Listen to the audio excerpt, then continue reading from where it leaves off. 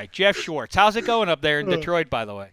Oh, it's going great. We got Yeah. a good group of guys, and I like our new offense. And it's nice to be healthy and move around. And OTAs are what they are, and I'm just looking forward to the season.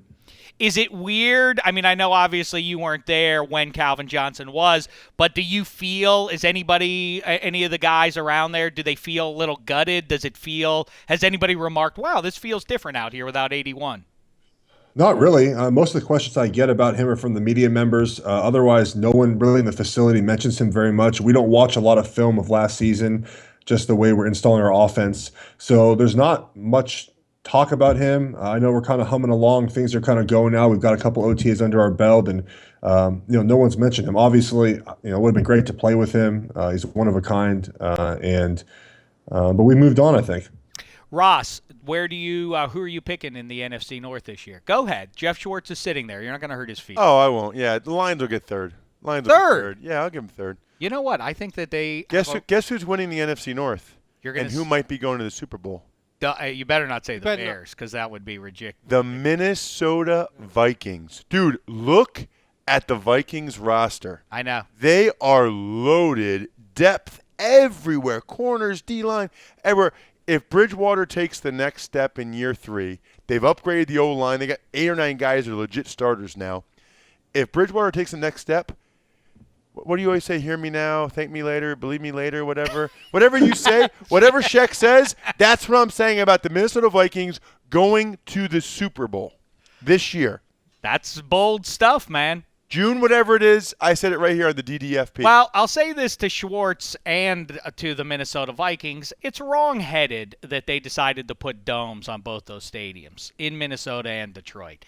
The NFC North should be outside forever. Every home game in the NFC North should be played in the elements, but it is what it is. Does it hurt your feelings what Ross Tucker just said, Geoff Schwartz? It looks like it did. It does not hurt my feelings. I will second that. I love playing outdoor football.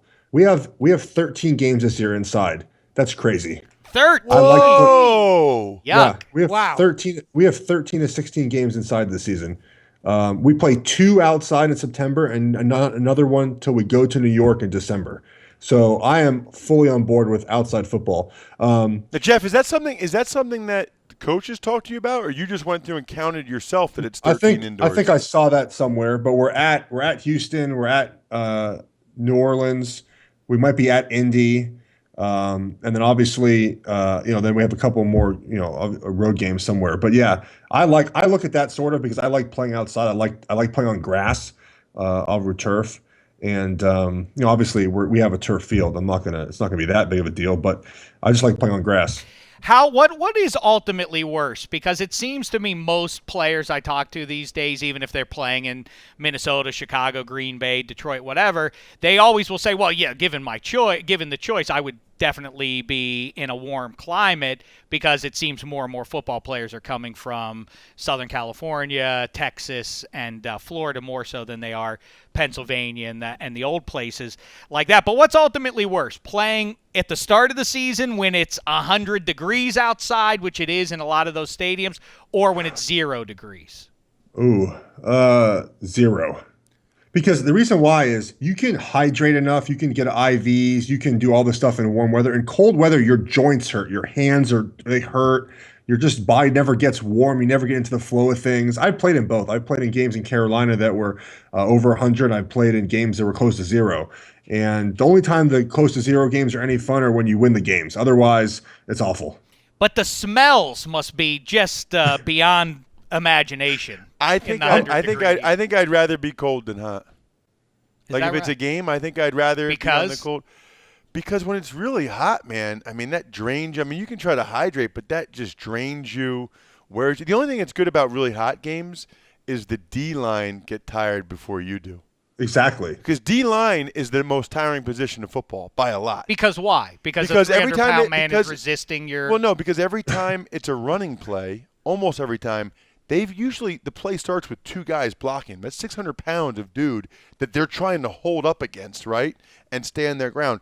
Then there's nothing more tiring than pass rush. I mean, pass rush, just try it sometime. As an offensive lineman, we pretty much just kind of stand there, like, all right, yeah, where are you going? And they have to expend so much energy to try to get around you or over you. That's why teams play 10 D linemen, because they have to. Because it's like D line is like the closest thing to ice hockey, where you need like a line shift, because when they're out there for their 50 seconds or whatever it is in hockey, I know, Shek, you're all over it, that those guys are they need a break. That's what D line's like in the NFL, which is why teams go no huddle, and why, like, during a 2-minute drill, if you get the first 3 plays, then you're going to score, because those guys get so tired they can't even get out of their stance. The lactic acid builds up in their legs. It's hilarious, and quarterback can just pick them apart. Geoff Schwartz, lactic acid or gravy? It is.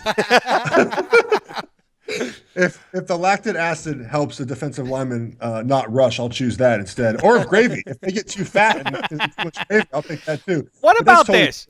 Back to my idea about that, because I brought this up to some guys, and I don't know if anyone's taken me up on this yet, but it seems like a keen thought, is especially early in the season, like I say, in that heat, you think the stench coming off of those guys would be horrendous to begin with. I love that this is How what you're about this? worried about. How about this?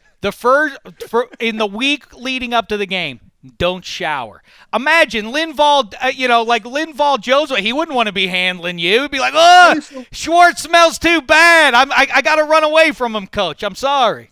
Why are you so worried about smells? I know, I said, what do you mean? Because I'm a human being, and it's, it's Who's unbecoming. told you that we're smelly? Who's like put this in your head that we're so smelly?